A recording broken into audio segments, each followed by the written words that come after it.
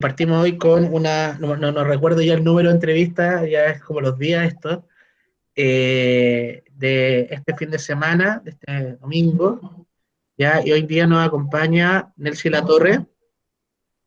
Ella es especialista en gestión de calidad, de hecho estuvo un tiempo trabajando acá en Chile, ahora está en camino a trabajar a Estados Unidos, ¿correcto? En un tiempo más, Sí, yo ya estaba viviendo allá en Estados Unidos, sí. y tuviste que volver. Sí, Y ella nos va a hablar un poco de lo que es gestión de calidad en cervecería. ¿Ya? Primero, como siempre, te vamos a pedir que te presentes, que nos cuentes un poco acerca de ti, así que cuéntanos cómo fue que llegaste al mundo de la cervecería. eh, bueno, yo soy microbióloga industrial de carrera, de profesión, de la Pontificia Universidad Javeriana de acá, Bogotá. Y parte de, digamos que el programa de mi carrera eh, tenía una práctica empresarial. Entonces yo tomé la práctica con la cervecería más grande del país, que es Bavaria. Entonces empecé con ellos haciendo práctica empresarial y después ya quedé vinculada con ellos como microbióloga por alrededor de 3 años. Eh, una vez yo estuve ahí, pues ya obviamente capacitación, toda la parte sensorial, todo lo que es control de calidad. Y después me vinculé con un proyecto muy lindo que era Bogotá Beer Company.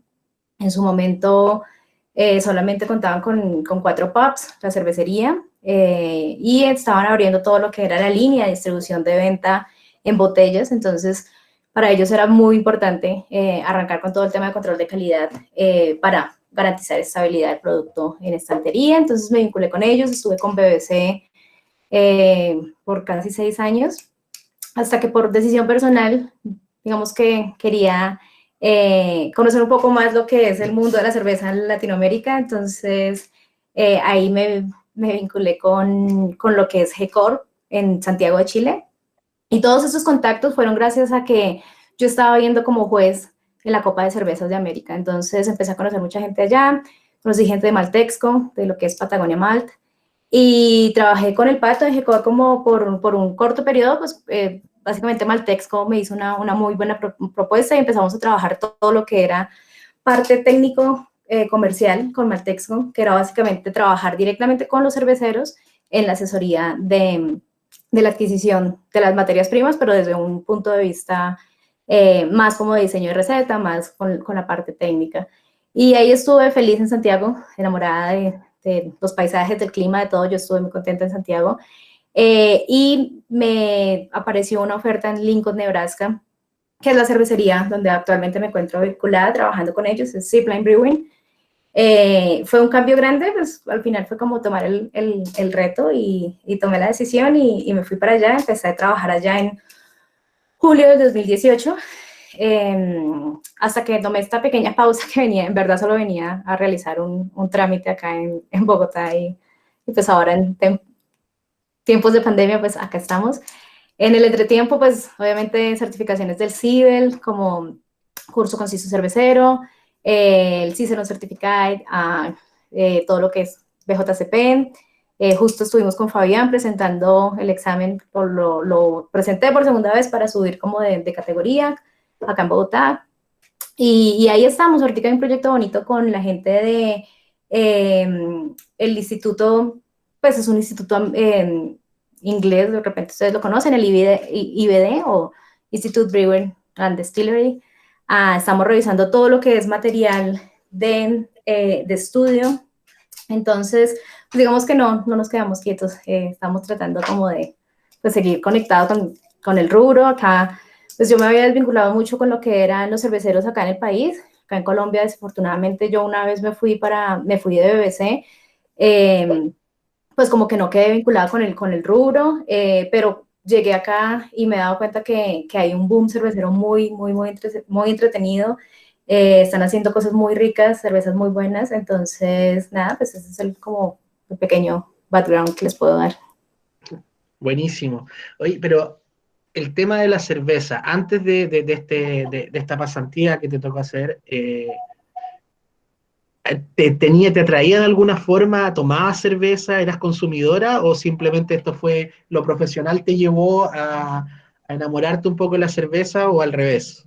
Yo creo que fueron como cosas ligadas. Una de las cosas, pues, mi papá trabajó 30 años en una cervecería, entonces como que el tema de la cerveza siempre estuvo como muy alrededor de mi familia.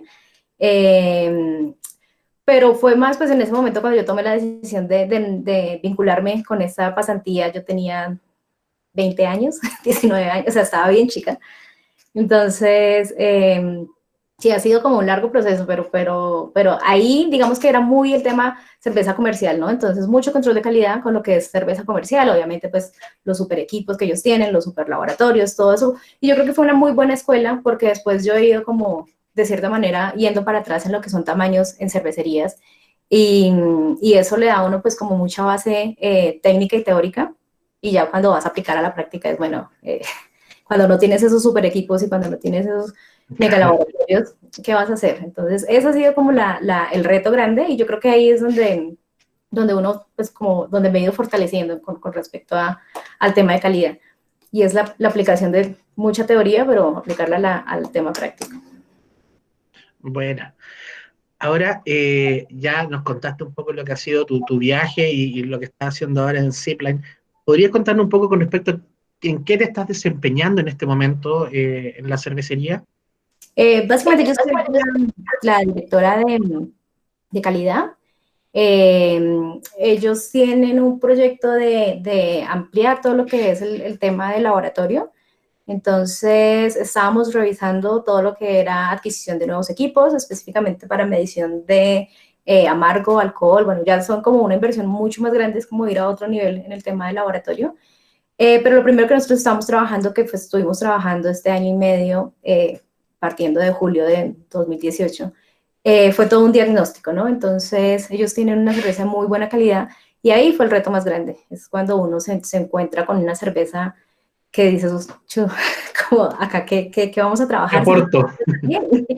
entonces, ustedes saben que la escuela americana, ellos son como muy, pues ellos tienen años luz en cuanto a temas de insumos, de equipos, pues todo está como muy disponible, entonces también hay mucha cultura con respecto a eso. Y entonces nos metimos ya en un tema más, digamos que hilar más fino, que fue manejar todo el tema de mejorar eficiencias en los procesos. Entonces ahí estuvimos revisando todo lo que eran materias primas, básicamente malta y lúpulos, para mejorar todo lo que eran eficiencias, pero todo pues desde el área de, de calidad, estamos en esa línea. Perfecto.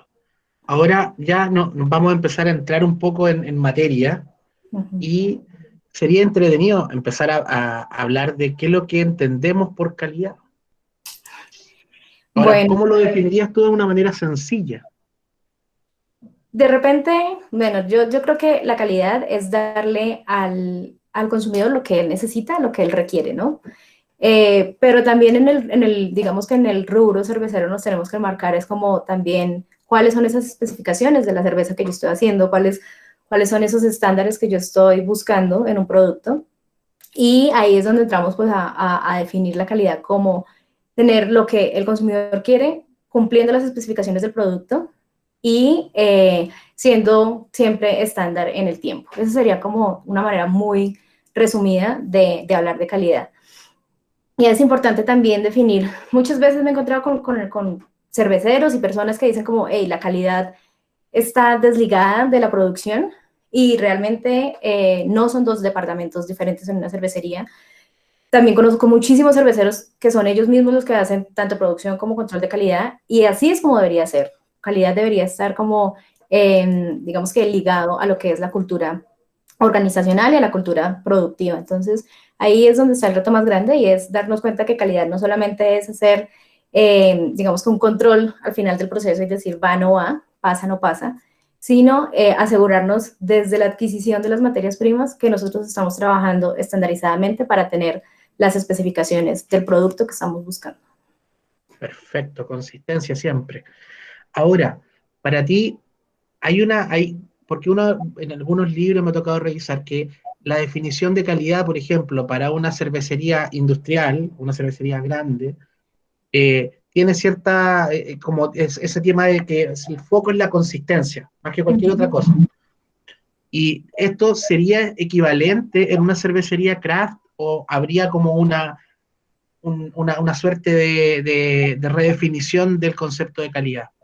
Lo que pasa es que lo que comentaba inicialmente, la cervecería industrial, obviamente ellos trabajan con unos equipos y una tecnología que les da para hilar muy fino y poder asegurar que ese estándar que tú delimitas, no sé, por decirte algún porcentaje de alcohol, tú dices voy a hacer una cerveza 5%, pero ese 5% voy a decir específicamente 5.23%, y ellos pueden darle esa exactitud a esos decimales que van después del número entero. Entonces, ¿qué pasa en el mundo craft? Que nosotros ya vamos a trabajar con, de repente, equipos que no nos llegan a dar la especificidad tan, digamos, tan exacta. Entonces, ya nosotros lo que vamos a manejar en el concepto de calidad es estandarizar procesos, estandarizar prácticas, para que a lo menos yo pueda llegar a ese 5% y hacerlo un 5.2, así no sea el 5.23. Entonces, ahí es donde están las diferencias con respecto al control de calidad que utiliza una cervecería industrial, y es hasta el nivel de detalle.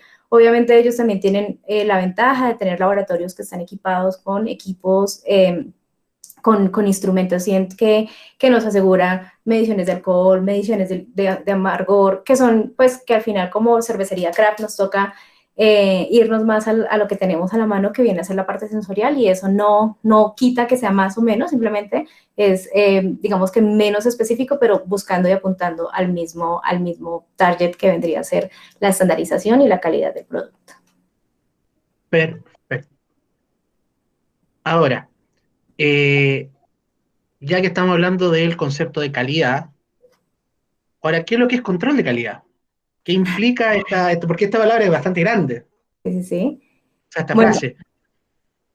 mira que hay un error también de concepto en nosotros cuando utilizamos el término control de calidad. Nosotros no deberíamos controlar calidad, nosotros deberíamos asegurar calidad. Entonces, muchas de las compañías y muchas de las cervecerías ya están hablando de aseguramiento de calidad. ¿Y cuál es la diferencia entre el control y el aseguramiento? El control es simplemente yo voy y controlo un punto en el proceso. Control puede ser a la salida de la línea de embotellado, empezar a revisar que todas las botellas estén igual de altas. O sea, viene a ser como más una inspección. El control de calidad es una parte importante del aseguramiento de la calidad, pero ¿qué es el aseguramiento de calidad? Es venir a enmarcar todo lo que es el proceso, desde la adquisición de materias primas, la revisión de todos los ingredientes que nosotros estamos teniendo en el proceso, y cómo vamos a hacer la selección de esos materiales para poderlos incorporar en nuestra línea productiva. Entonces, ahí embarcaríamos más como aseguramiento de calidad, y es delimitar especificaciones para cada uno, tanto de los insumos como de los procesos, para yo obtener mi producto terminado, mi cerveza terminada. Muy bien, más claro, echarle agua. Ahora, hay dos conceptos que de repente se mezclan y cuesta un poco diferenciarlos cuando nosotros hablamos de calidad y cuando hablamos de estabilidad. Entonces, ¿cómo diferenciaríamos un concepto del otro? Lo que te digo, como que el concepto de calidad viene a ser lo grande, el aseguramiento vendría a ser como lo que cubre todo. La estabilidad viene a ser un parámetro, y es ya cuando una vez la cerveza está terminada, cuánto tiempo va a ser las mismas características o las mismas especificaciones que yo tuve en mi cerveza recién hecha, cuánto va a durar y cuánto va a permanecer en el tiempo. Entonces, eso va a estar muy medido de cómo yo controlé mi proceso cervecero en toda la línea de elaboración. Entonces, estabilidad, estamos hablando de estabilidad en el tiempo. Cuando tenemos nuestra cerveza embotellada, vamos a ver la estabilidad en cuanto a la turbidez del producto. Entonces, ¿cuánto tiempo puedo yo tener mi producto, mi cerveza en estantería, sin que tenga, no sé, presencia de turbidez o de haze interno, que cambie, pues, obviamente, la percepción que tiene el consumidor de la cerveza? La estabilidad del sabor, que es súper importante. Entonces, ¿cuánto tiempo yo voy a darle a mi cerveza para decir qué tan estable va a ser en el tiempo después de X tiempo, cuando yo la pruebe y diga, son las mismas notas sensoriales de una vez yo tuve mi cerveza en mi planta, en mi fábrica, y cuáles son las notas sensoriales que yo estoy teniendo en el punto de venta o después de 3 meses de haberla elaborado? Entonces, la estabilidad simplemente es una resultante o una consecuencia de haber trabajado con calidad. El aseguramiento de la calidad. Perfecto. Súper bien. Ahora, para lograr este aseguramiento de calidad, ¿cuáles son los aspectos más importantes que debe controlar la cervecería para alcanzar este nivel de control? Mira, nosotros antes de empezar a hablar de tener un laboratorio y de contar cuántas levaduras vamos a manejar y tarara, que siempre se marca mucho como el tema de calidad hacia eso, el laboratorio, y por allá hay un ratoncito trabajando en ese laboratorio. Siempre. Pero realmente el control de calidad arranca, lo insisto y repito nuevamente, es desde la selección de los insumos que nosotros usamos.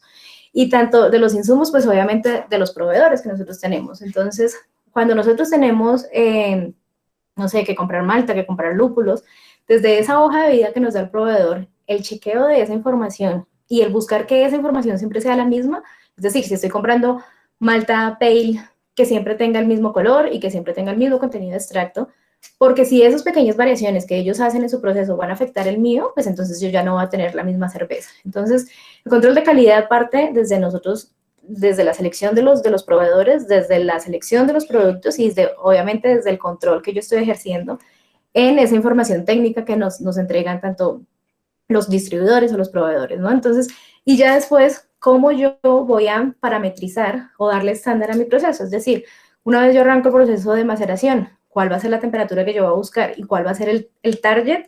¿Y cuál va a ser digamos, qué tan separado de ese target yo voy a permitir que mi proceso arranque? Entonces, se va a empezar a macerar a 60 grados centígrados, 70 grados centígrados. Ok, pero van a ser 60 menos 2 o menos 5 o más 5. Entonces, una vez yo empiezo a establecer esos targets en el proceso, yo ya estoy controlando el proceso. Entonces, ahí empezamos a hablar más de control proceso específicamente.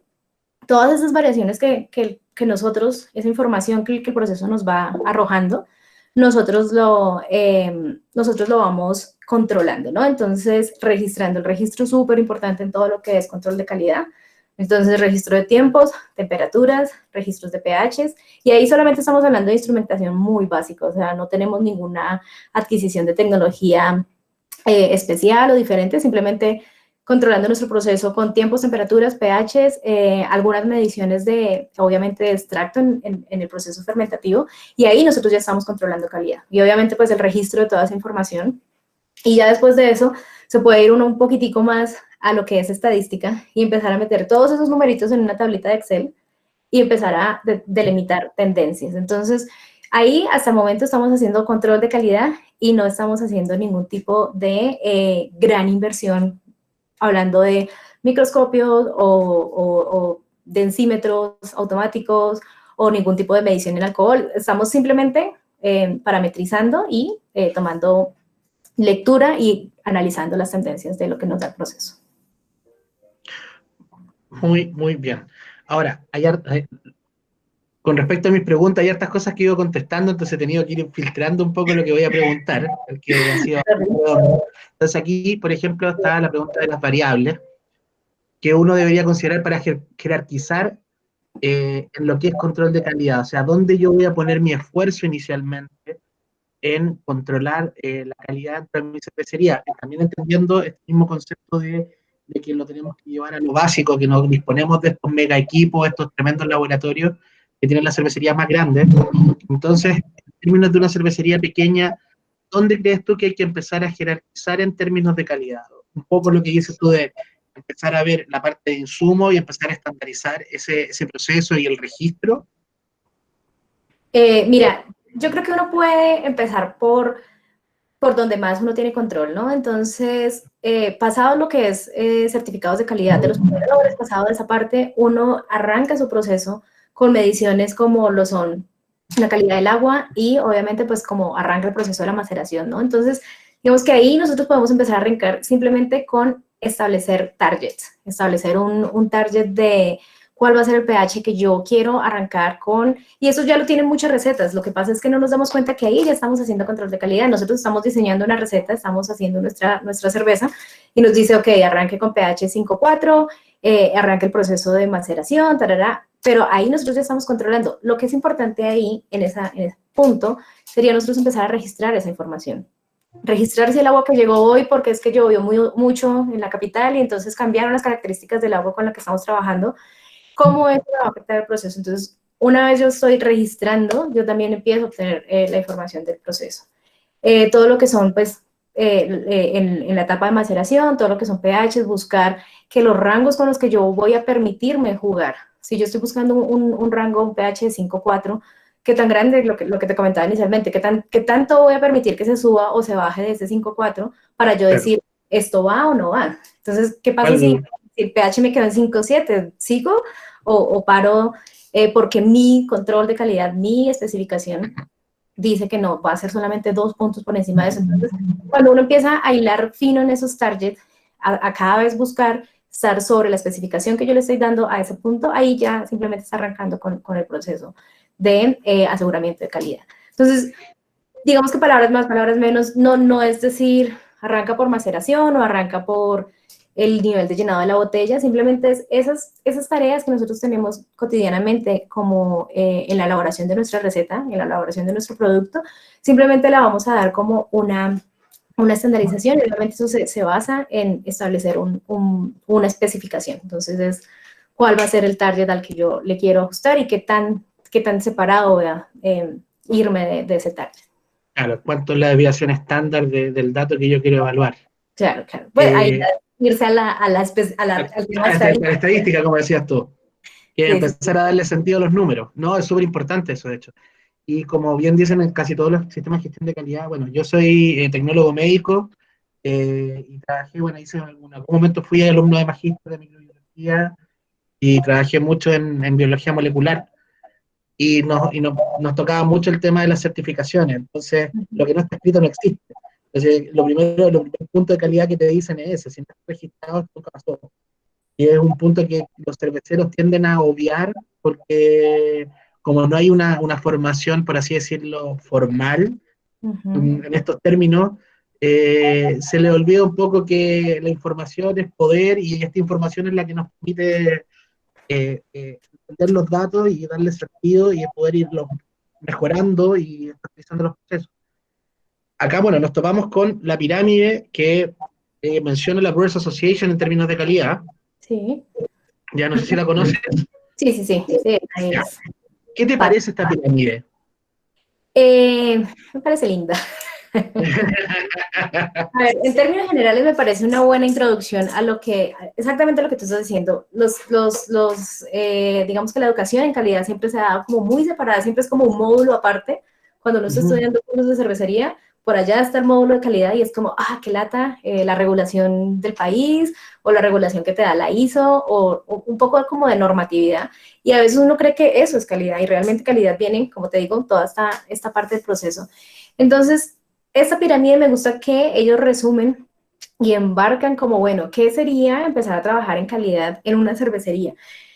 Ellos parten con todo lo que es como primer piso, las buenas prácticas de manufactura, que Correcto. básicamente es copiarnos un poquitico de la industria de alimento en cuanto a estos estándares de limpieza, de higiene, y yo creo que ahora con todo esto que está ocurriendo, la gente se le prendió un chip que no todos teníamos encendidos, que es como, bueno, hay bacterias, hay virus, hay microorganismos alrededor de nosotros y lo que buscamos en el proceso cervecero es que nada de eso le robe pues el extracto o el azúcar a mi levadura, que es la única que yo quiero tener ahí.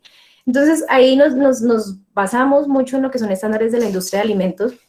No hay que irse tampoco al otro extremo, no hay que irse a disfrazarnos para ir a hacer cerveza y ponernos gorros y tapabocas y de todo. Hay que ser muy conscientes de en qué momentos el producto está expuesto. Obviamente, cuando está expuesto en el cocedor, está a una temperatura de 100 grados centígrados, entonces seguramente, digamos que cada punto tiene riesgos distintos. Y la ventaja del proceso cervecero es que va siempre pues en un proceso muy cerrado, entonces ahí es cuando nosotros decimos, bueno, fermentador, madurador, todo esto, son tanques cerrados que no hay pues como un contacto entre el producto y el operador, ¿no? Y pues ya devolvernos pues a las etapas finales donde el producto vuelve a estar expuesto, que es en el proceso de envasado. Entonces, me parece bien que ellos arranquen con todo lo que es buenas prácticas de manufactura. Después, la segunda etapa es todo lo que es HACCP o el análisis de puntos críticos de control. Y ahí es un poco complejo en términos de cervecería, enmarcar o certificar una cervecería en HACCP, porque los puntos que HACCP es simplemente digamos que es una secuencia de normas que se estableció por científicos de la NASA para enviar, digamos que productos alimenticios al espacio de una manera salubre, que ellos cuando se fueran a alimentar no se fueran a enfermar.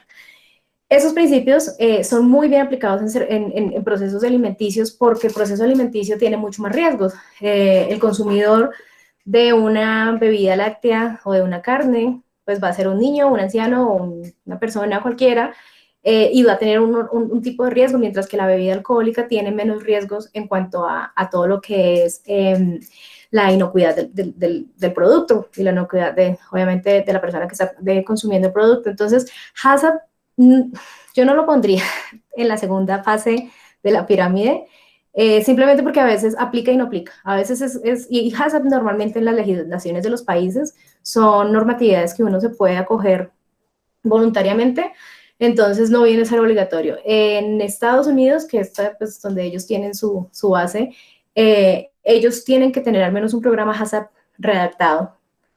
Todas las cervecerías tienen este programa HACCP redactado, pero al final tú te vas a mirar cuáles son los potenciales peligros y son muy pocos los peligros que están pues enmarcando el proceso. Básicamente ellos hablan de contaminación del producto por material ajeno al proceso, como por ejemplo vidrios que caigan de botellas rotas o materiales que vengan de las líneas de envasado. Esos son los puntos donde puede haber una contaminación de la cerveza. Y también nos Nelcy, hablan... un segundito. Sí, sí, sí. Para los que no conocen la pirámide, en comentarios, en el chat, está dos links para que la puedan revisar, para que nos vayan siguiendo la idea de las partes de la pirámide y cómo se componen. Disculpa en la intromisión en el sí. Entonces No, ningún estábamos en problema. el segundo punto, en el hazard. Claro, entonces estamos hablando de todo este proceso de HACCP y como te digo, ya viene a ser como algo como lo que uno se puede acoger voluntariamente. Es bueno trabajar bajo esos estándares, obviamente uno cada vez bailando más fino en lo que es el control. Y en estos estándares de HACCP ellos te dicen, bueno, cuál va a ser el target de cada una de las especificaciones, targets de tiempos y temperaturas, target de pH. Entonces ahí uno trabajando con eso, digamos que se obliga a establecerse esos tipos de puntos de control y obviamente pues el registro de esto, porque HACCP va muy de la mano con usted toma información, pero también tiene que analizarla, ¿no? Entonces está bien trabajar con HACCP como un punto de, digamos, como de introducción a lo que son sistemas de gestión de calidad, sin decir que es la mejor herramienta para poder certificar que una cervecería tenga HACCP no nos va a asegurar que es la mejor calidad de la cerveza o es el mejor sabor de la cerveza, pero sí podemos asegurar que los procesos van a ser mucho más estándar. Ya en el tercer paso, en la tercera nivel de la pirámide, pues estamos hablando de la estandarización y es básicamente todos estos puntos y todas estas mediciones que yo estoy tomando de las primeras etapas del proceso, lo que es buenas prácticas en manufactura y todo lo que es HACCP, establecer cuál va a ser el estándar o qué es lo que yo estoy buscando y buscar que todos los datos siempre estén acordes a eso. Entonces, si estoy midiendo unidades de amargo, si estoy midiendo alcohol, todos estos van a ser parámetros que yo tengo que estandarizar. Y ahí está perfecto el orden como ellos lo están proponiendo.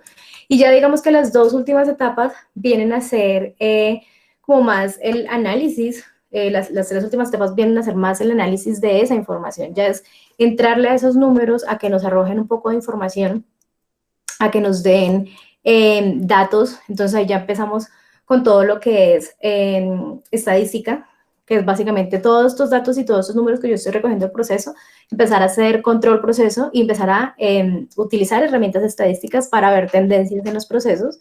Y con eso, pues obviamente lo que yo voy a garantizar es que una consecuencia va a ser todo lo que es el tiempo de vida útil del producto en estantería. Y ya como todos los ciclos en los ciclos de calidad o los ciclos en los sistemas de gestión, pues nosotros ya tenemos lo que es la última parte de la fase que vendría a ser como mantenimiento y prevención, o sea, es decir, como mantener todo el sistema, ¿no? Entonces, la pirámide está muy bien establecida, es un poco complejo para nosotros como cerveceros llegar a las últimas etapas, específicamente a las dos últimas, porque no todos los parámetros van hacia lo mismo. Me refiero, no es lo mismo hacer una lager que quieres que dure un año en una botella transparente en la estantería en verano, a que si vas a hacer una IPA que la vas a vender en un bar cervecero y que va a rotar un barril en una noche. Entonces, eso hay que traducirlo mucho a las necesidades del producto que uno está realizando y también pues a lo que uno está buscando como target o objetivo en su cerveza. Buenísimo. De hecho, también hay que tener en consideración lo que tú decías de que las normas, las HACCP, se aplican al rubro del alimento y en muchos países lo que ocurre es que la cerveza, por ejemplo, no es considerada un alimento, es Ujú. considerada una bebida alcohólica, entonces no está sometida a la misma regulación y las exigencias no son las mismas. Pero como tú bien mencionas, son un muy buen referente para empezar a establecer una política de aseguramiento de calidad, que es algo que por lo menos he visto en un par de cervecerías que sí lo están ocupando bastante bien. Muy entretenido ese tema. Sí, están bajo los estándares, como te digo, y como bien lo dices tú, no todos los países tienen esas mismas legislaciones. Por ejemplo, acá en Colombia, hasta donde pues yo estuve trabajando acá hace 5 años, 4 años, bebidas alcohólicas era otro rubro, era otra legislación. Entonces eso también, digamos que hace que el control sea diferente y que de repente los funcionarios que vienen y nos visitan no tenían, pues estos están acostumbrados a a trabajar con plantas alimenticias y no tenían cómo traducir esa información a lo que era una planta de producción de bebidas alcohólicas. Que algo que, por ejemplo, yo en Chile noté y es que ustedes con esa industria del vino, obviamente hay como más, como que es más fácil para ustedes el tema de decir, bueno, no es vino, es cerveza, pero pues es una bebida alcohólica. Y de repente hay normatividad para ustedes que hace que crezca el rubro cervecero, ¿no? Entonces acá hasta hace unos 4 años eso era bien separado. En este punto creo que la última normatividad salió en el 2012 y con eso es la que están trabajando las cervecerías. Entonces pues ahí vamos y ya son rubros aparte, ya no te auditan como una planta de productora de alimentos, sino pues una planta productora de bebidas. Buenísimo. Y ahora, llevemos un poco esto a tu última experiencia laboral. Entonces, esta pirámide, en lo que tú estás haciendo en Zipline, eh, ¿qué es lo que estás aplicando a esta pirámide en tu trabajo diario ahora como directora de aseguramiento calidad? Mira, hay una cosa bien pues, entretenida, interesante con ellos, y es que cuando yo llegué, ellos ya tenían las tres primeras, los tres primeros, eh, digamos que, pisos de la pirámide. Eh, y ahí pues fue cuando empezamos a decir, bueno, tenemos un montón de información porque ellos recogían cada uno de los batch, toda la información, todo un montón de papel almacenado y que el cervecero, obviamente, cuando ellos necesitaban revisar cómo fue la receta con la que utilizaron algo, si querían cambiar algo en el proceso, iban y buscaban entre todos este historial de documentos. ¿Qué fue lo que hicimos? Digitalizamos toda esa información. Eso fue lo primero. Entonces es pasar de esta tercer nivel al cuarto, que es, bueno, tengo todos estos estándares, ya sabemos que estos son los parámetros con los que queremos trabajar, este es el pH, esta es la temperatura, estos son los tiempos, están trabajando divinamente con eso. Ahora vamos a ver si es tan lindo como el papel lo soporta. Entonces, nosotros, específicamente yo, arranqué con todo el proceso de mover todas estas bases de datos digamos que este papel, a bases de datos donde nosotros pudiéramos trabajar estadísticamente. En esa parte trabajamos por alrededor de año y medio, que es como, bueno, ¿qué es lo que me está diciendo el proceso? ¿Dónde tenemos falencias? Con todas esas desviaciones que teníamos, porque habían desviaciones que no se notaban cuando uno está registrando en el papel, pero cuando ya las pones en un Excel y le das tendencia, empiezas a ver arriba, abajo. Específicamente nos pasó, por ejemplo, teníamos una IPA que el alcohol siempre estaba como target 6.5 y siempre teníamos mediciones de 7.4, 7, 7.2 y era como una constante. Entonces, también te ayuda mucho a tomar decisiones más de tipo gerencial. Entonces, decir, bueno, sí, yo tengo la etiqueta con un 6.5, pero la cerveza sí está divina y así le encanta a todo el mundo. Entonces, ¿qué fue lo que hicimos? Fue, ok, vamos a cambiar las etiquetas y vamos a decir que nuestra cerveza tiene más alcohol porque esa es la información que yo puedo decir con casi como 5 años de trazabilidad de los procesos y decir, miren, esa es la tendencia, la cerveza gusta de esa manera, simplemente vamos a ajustarnos. Dado en otros casos que ya, por ejemplo, cambiamos algunas materias primas para lo que era nuestra porter y se sentía como un taste diferente, un sabor distinto de lo que eran las maltas tostadas en la porter. Y empezamos a mirar y a revisar versus control de calidad de la maltería, que era lo que nos estaban vendiendo, y obviamente el cervecero seguía utilizando la misma cantidad de malta, todo, la receta seguía siendo exacta. Y después cuando revisamos esa información, lo que nos dimos cuenta es que en algún punto de la maltería había incrementado el color de la malta, digamos que era un 1 o 2 grados, o sea, no era tanto el aumento, pero sí se sentía como un hash, como unas, digamos, como una resinita, así como de ceniza en el taste. Entonces ahí dijimos, bueno, vamos definitivamente a probar con otras materias primas, solamente a nivel de test de maltas, y ver si podemos hacer un cambio ahí, o si definitivamente solamente bajando una proporción de lo que nosotros estamos utilizando como ingrediente. Entonces, específicamente para volver pues, a cerrar la pregunta, nosotros estamos en esa transición entre pues ya lo que es análisis estadístico y ya en este punto pues sería a la siguiente fase más arriba, que es buscar todo lo que es la estabilidad en el largo tiempo para el producto. Maravilloso. Oye, pero súper avanzado, y ahí se nota un poco esa rigurosidad más norteamericana en el tema de proceso, que nos falta un poco llegar a eso. Sí, ahí, digamos que eso es lo que yo te comentaba, a veces como de calidad para uno es muy sencillo llegar, probar una cerveza y decir, esto tiene diacetilo, esto está pasado de, ¿sí me entiendes? Es mucho más fácil empezar a trabajar con una cervecería cuando tú pruebas la cerveza y puedes notar o percibir que algo no está bien solamente por la parte sensorial, porque pues ahí ya dices, bueno, si tiene diacetil aquí nos vamos a poner a jugar un poco con las temperaturas, a revisar la Exacto. levadura, qué tan sana, tarara. Pero cuando te das cuenta que la cerveza era muy buena, ellos ganaron medalla de oro en el World Beer Cup y todo, yo sé como por dónde le aporto a esta cervecería. Entonces ahí el punto pues fue lo que te digo, empezar a hilar muy dentro de la información. Y sí, obviamente la escuela americana, ellos tienen mucho más, digo que más avance en cuanto a que las materias primas están más disponibles, tienen más acceso a hacer más pruebas, a jugar al ensayo y error, y por lo mismo ellos estandarizan en los procesos. No quiere decir que nosotros no podemos llegar a ese nivel aún pues, digamos que con lo que tenemos en la industria latinoamericana. Entonces, simplemente empezar a conjugar que el tema calidad no es un laboratorio, no es tener a alguien enfrente de un microscopio, sino que el tema calidad está desde dentro del cervecero, simplemente controlando su proceso y registrando toda la información que está obteniendo. Ahora considerando tu experiencia internacional, que es genial porque tienes la experiencia tanto en las grandes cervecerías como en la parte más pequeña, y por el otro lado la experiencia sudamericana y ahora la experiencia en Estados Unidos, ¿qué tan común es que cervecerías tengan, por ejemplo, un manual de buenas prácticas de manufactura? Digamos que en términos generales, en Estados Unidos es básico porque ellos te lo piden la legislación y allá pues saben que la ley se cumple o se cumple, ¿no? ¿Qué tan vivenciable es otra cosa?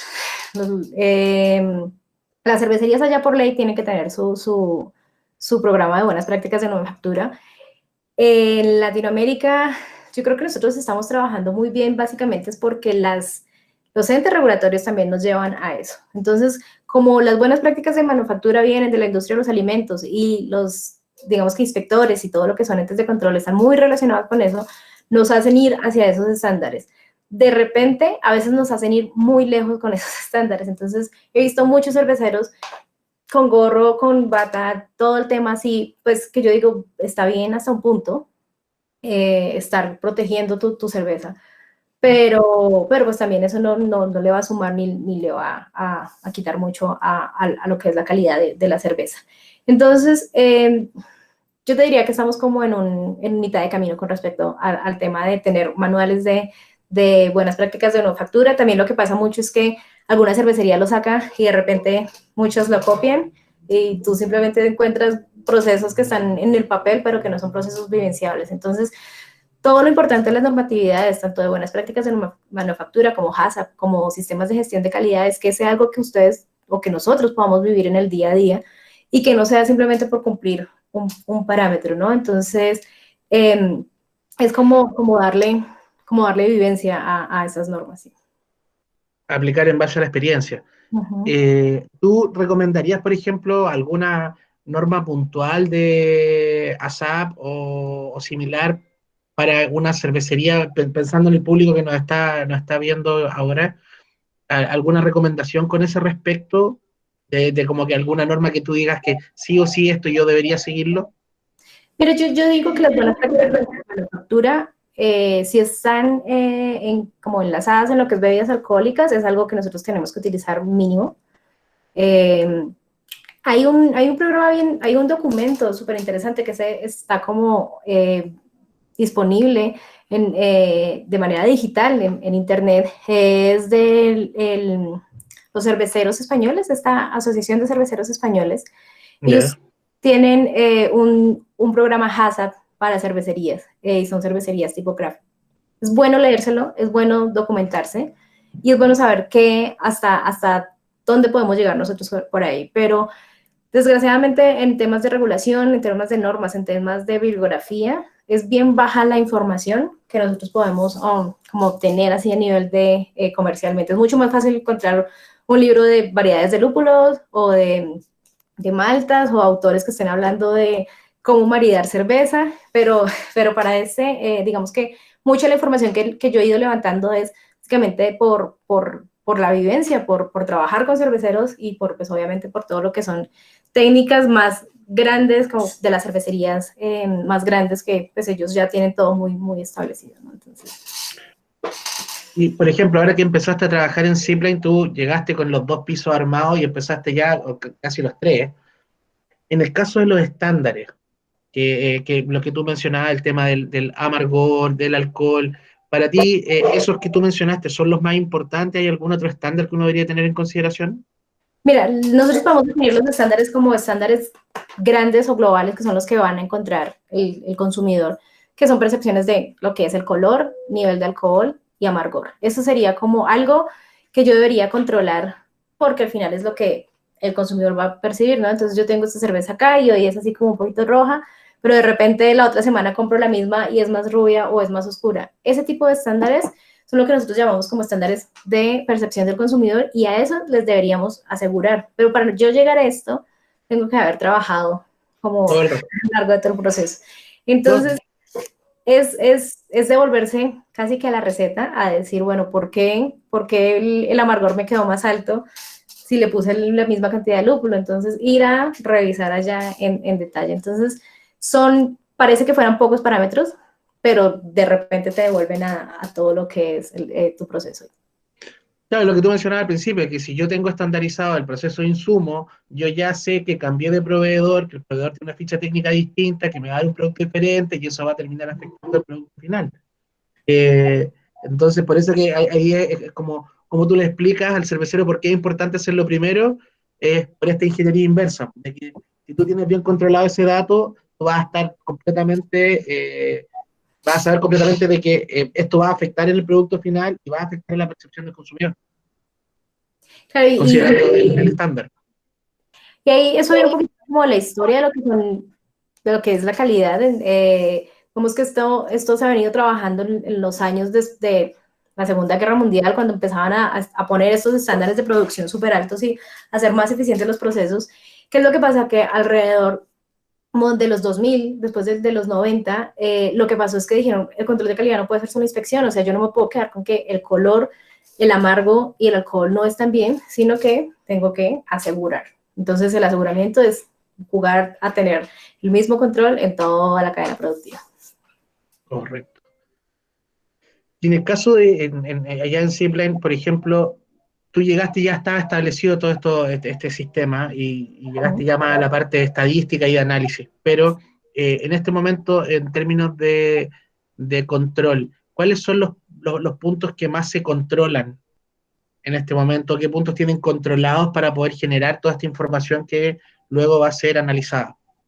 Mira, hay un tema que yo creo que ellos lo veían como ya cubierto, que era el control de la etapa de fermentación y la etapa pues, de lo que es maduración, y eran las mediciones de extracto. Entonces, ellos simplemente partían con un X concentración en grados plato o gravedad en su mosto, y después el proceso se iba dando y al final tenías tu cerveza terminada y sí, la cerveza terminó. Pero toda esta información acá, digamos que no estaba tan cubierta. Entonces, los cerveceros tenían, sí, vamos a medir la cerveza día por medio, ver que sí esté bajando, la levadura pues se ve que está respirando, que está trabajando, que está...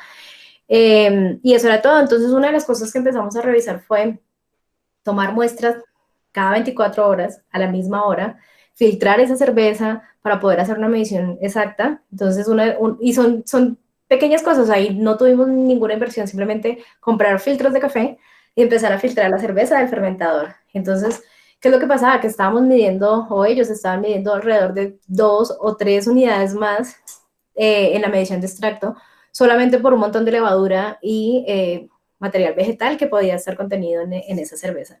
Entonces, eso fue algo que empezamos a, digamos que estandarizar también, y fue esa medición cada 24 horas, filtrar las muestras y así poder determinar realmente pues cómo era la cinética de la fermentación. Entonces, si bien ves, ahí no hubo mayor inversión, no hubo mayor, digamos que cambios en el proceso, simplemente una medición un poco más controlada, una medición obviamente filtrando, quitando un poco de ruido a la medida y con eso empezamos a hacer control en lo que era la fermentación, hacer curvas de cinéticas de fermentación, ver cómo se están manejando y cómo se está desempeñando la levadura en el proceso, y pues en eso se van cubriendo cositas que se van mejorando, obviamente, en lo que son las buenas prácticas también del laboratorio. Tenían un laboratorio, entonces ya empezamos a trabajar como, bueno, ¿qué es lo que necesita esto en inversión de equipos? Y ahorita, pues lo que te comentaba, estábamos en todo el proyecto de en mejorar todo lo que era la parte microbiológica del laboratorio, o sea, tener equipos para hacer siembras en placa, todo el tema más para hacer ese control, para poder tener estabilidad, digamos que aumentar la estabilidad de la botella en estantería. Y bueno, y justo agarrando ese tema, yo sé que es casi uno de los últimos puntales de esta pirámide que tiene relación con la medición de estabilidad en estantería. ¿Ya estás trabajando en eso o todavía estás preparando el terreno para empezar a hacer este análisis de Eh, vida útil? Mira, lo que pasa es que ahí lo que hemos encontrado es que depende mucho de la receta que estemos manejando. Entonces, microbiológicamente nosotros no tenemos ningún tipo de contaminante que cambie, digamos que sensorialmente la cerveza en el tiempo, entonces eso te alarga la vida útil. Pero sí, pues por ser recetas americanas, casi que el 60-70% son muchas IPAs, mucho contenido de lúpulo. Entonces, pues esto lo que hace es que la estabilidad de esos lúpulos esté bien, digamos que cambia mucho, cambia muy rápido en el tiempo, si es que tenemos alguna presencia de oxígeno en la botella. Entonces, ahí trabajando en conjunto ya se está haciendo pues todo lo que es revisión de lo que es la estabilidad sensorial, más de hablando de la parte organoléptica de cervezas muy lupuladas. Entonces, básicamente, ese es el trabajo que se está haciendo de grande. Entonces, disminución de la tasa de oxígeno en tanques de cerveza brillante, disminución de tasa de oxígeno en lo que leemos en las botellas terminadas, y con eso se asegura, pues, tener una estabilidad en el tiempo desde la parte sensorial. Importante el tema. Y de hecho, como que me pasa mucho que me preguntan de eso y como que la gente no entiende lo importante que es la estabilidad organoléptica, o sea, como que piensan que gestión de calidad habla netamente de todos estos parámetros técnicos del laboratorio, del ratoncito que está ahí metido analizando datos, pero no entienden que todo eso se traduce en que el producto sea consistente y que realmente sea lo que el cervecero pensó en primer lugar que iba a llegar a tus manos y todo lo que eso conlleva. Ahora Claro. vamos a continuar con un poco más con el equipo de calidad. Uh -huh. Ahora, como tú lo ves, ¿cómo se reparten las responsabilidades? ¿Quién es el responsable en este proceso de aseguramiento de calidad? Tú eres la directora, pero eh, asumes completamente, alguien comparte contigo, ¿cómo se reparte un poco esta responsabilidad del sistema de calidad? Mira, yo creo que yo creo que la dupla ganadora es que el maestro cervecero trabaje de la mano con la persona encargada del área de calidad. Como yo te digo, el área de calidad no debería ser aparte, no debería ser oh, no tenemos un problema, entonces fue porque calidad no detectó el problema, sino que se pueda trabajar tan de la mano que la persona de calidad pueda ir a hablar directamente con el cervecero, es decir, aquí estamos revisando esto, mira que tenemos este cambio, tenemos que revisar la receta, probemos darle más tiempo, menos tiempo en la maceración. Entonces, digamos que esa responsabilidad, digamos, compartida es la que hace que un sistema de calidad sea exitoso. Yo he conocido muchas personas en los rubros de calidad que, pues, te sientes como el auditor y vas con una lista y vas revisando no, esto está mal, no le bajaron la Claro. temperatura, Y el no cambiaron, odio ahí. y entonces van en contravía. ¿Y qué es lo que pasa? Que ahí nunca hay éxito. Entonces, la percepción de la gente de producción es como, ya llegó la mina de calidad acá a como, bueno, A hinchar, a molestar. cualquier término que quieras utilizar ahí. Claro. Entonces, ¿qué es lo que pasa? Que las personas de calidad tenemos que estar metidas en el proceso, tenemos que hacer cerveza, tenemos que untarnos las manos, tenemos que saber por qué tenemos más o menos levadura, si estás probando, si estás metida en el proceso, no te lleva solamente a ir a mirar con ojo clínico cómo es que están marchando la situación, sino que si tú estás metido ahí, sabes como, no, es que este tanque anoche lo cerramos porque tuvimos esto, si me entiendes, como que siempre estar muy encima del proceso, pero desde una parte vivencial. Nada sirve si uno está ya sentado en el escritorio sacando curvas de fermentación y los cerveceros allá enfrente dando la pelea, ¿no? Entonces, tiene que ser una cosa muy integrada para que en el momento cuando haya una situación en particular, tú no digas, no, la responsabilidad es del cervecero o la responsabilidad es de la persona que está en el área de calidad. Qué lindo, qué lindo. Ojalá todos pensaran así. Pero eso es Ahora, una pregunta que nos toca lidiar harto, a mí en especial que me dedico al tema más educacional y académico, que mucha gente tiene en su cabeza el hecho de que la cerveza industrial es una cerveza de menor calidad.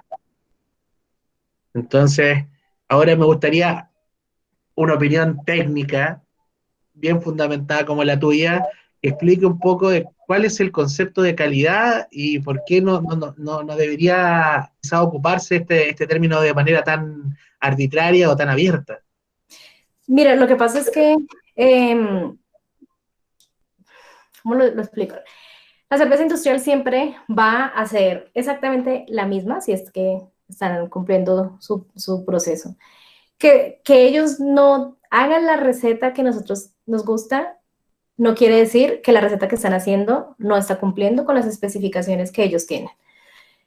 Todos los controles que ellos hacen es para que esa cerveza sea fácil de tomar, con un nivel de carbonatación medio, con bajo lúpulo, refrescante para estar en verano tomándosela en una piscina, que esa receta no sea la que a mí me guste, no sea una IPA con 3 variedades o 5 variedades de lúpulo, una Milky Shake o cualquier cosa, no quiere decir que ellos no estén trabajando por hacer esa receta siempre estandarizada, no estén buscando que sus proveedores cumplan con ciertas especificaciones.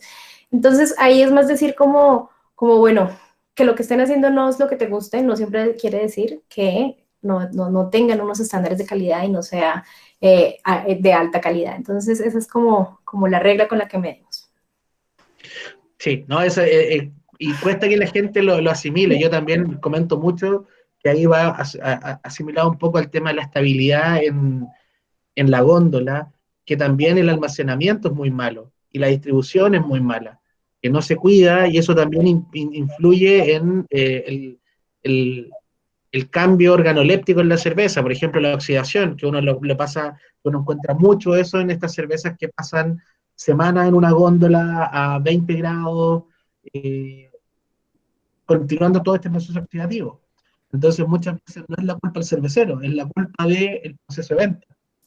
Claro, y ahí desgraciadamente el cervecero craft es el que más sufre en ese tipo de cadena de distribución, porque pues obviamente el otro cervecero, como no le pone tanto lúpulo, como no le pone tanto, pues esa cerveza no va a cambiar tan rápido, va a cambiar. Pero en cambio Claro. nuestras cervezas que están llenas de estos ingredientes son más sensibles a esa oxidación. Entonces, si tras de todo le pones temperatura en almacenamiento o le pones una fuente de luz ahí en estas refrigeradoras que tienen luz neón, Sí.